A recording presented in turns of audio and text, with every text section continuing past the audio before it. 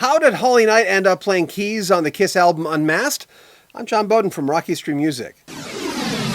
I was just on the website Ultimate Classic Rock, one of my favorite sites when it comes to new information on rock and pop, where Paul Stanley and Kiss are on their farewell tour. Paul Stanley said that Kiss will not disintegrate into thin air after this farewell tour. There'll always be a little bit of Kiss. In 1980, they released the Unmasked album, and Holly Knight ended up playing keys on there. It was a follow-up to Dynasty from 1979, and Anton Fig, famous for The Letterman Show, played drums on both of those albums anonymously at the time. Finally, it came out that Peter Criss was not on those albums. It was indeed Anton who dated Holly Knight, as well as Paul Stanley. He dated her for a while, too. How did she end up on that album? Well, talk about being in the right place at the right time. I was at the record plant with the guy that I'd been seeing that told me about my cabin. I was waiting for him in the lounge, and Gene Simmons walked into the lounge. He knew who I was because we had the same manager. We had Bill Coyne. I mean, obviously Kiss was their main act and everything on their first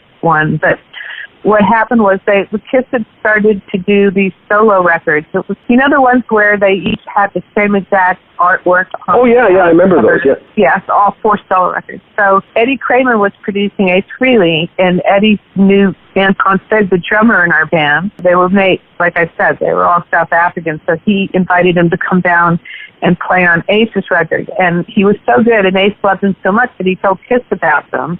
And then in that conversation, he also told Bill Coyne about Fighter, and that's how we signed to Bill Coyne. It had a lot to do with Anton's relationship with Ace and then making the introduction to Bill. And then, so we kind of all would run into each other in Bill's office, and we sort of were like this little young band with these 2 girls in it that they probably were sort of keeping an eye on or whatever. And so they knew me, and we'd hung out and kind of different things together. And I was waiting in the lounge, and they were working on their record in Studio A. I think it was at the record plant in New York.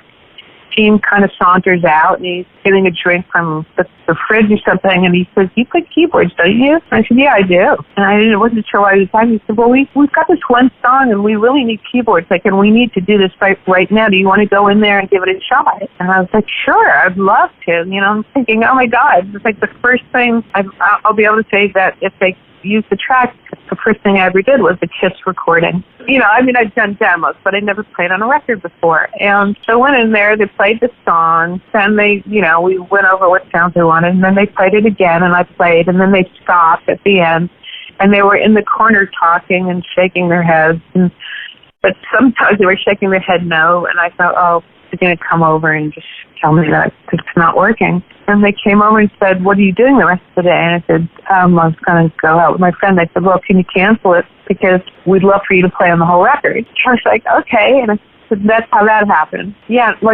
on my wall of shame where I have all my record plaques, I kept the one that I got from that record. So it was the first one I got. But it was just I happened to, I don't know, seemed like just being in the right place at the right time.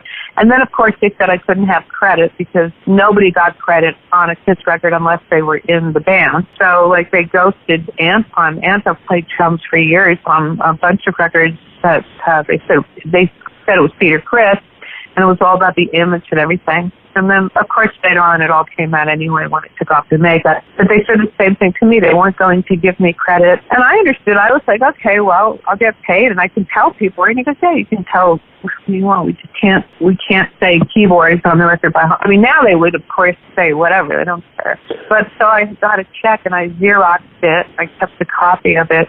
I still have a copy of it. Actually, the Xerox. It's really funny because I'm such a New York Jew. It's like I'm going to prove that I played on this record. So, but there is a lot more keyboards on that record, which I don't know if people like or not. But by the way you're built, isn't there a part of you that says my best songs are ahead of me? I've never thought of that, but yeah, I probably do believe that. Because when I sit down now, it's like I'm so much better. It's a combination. It's a combination of being flawed, but being perfectly flawed. And that's the name of the song I have written with this artist, Otep. I love that notion of perfectly flawed because when you're at the beginning of your career, sometimes the best stuff that you write is without that thought process, and you're just much more freer. And so as you get older, you start to develop a style and a craft, and it's harder to break outside the lines the way it was when you were younger, or it can be. But with me, I think what comes along with that is also just like marinated in life a bit, and you, if you're still feisty and stuff, you can write some of your best stuff, as long as it doesn't sound like old people making music.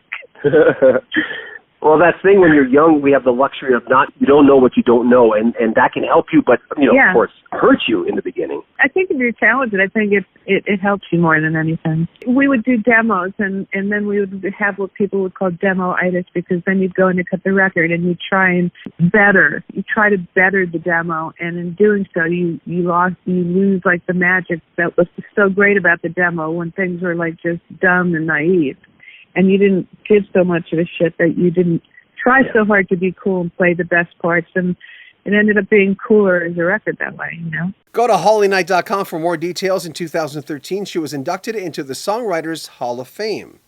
The same year as Lou Gramm. We'll be talking about Lou Gramm in a future episode of this Holly Knight series. Make sure you comment on our videos, subscribe to our channel, and share our videos. And remember, if you want to support the channel, help us grow, buy a Rock History Music t-shirt. Right underneath the screen, there are links. I'm John Beaudin from Rock History Music.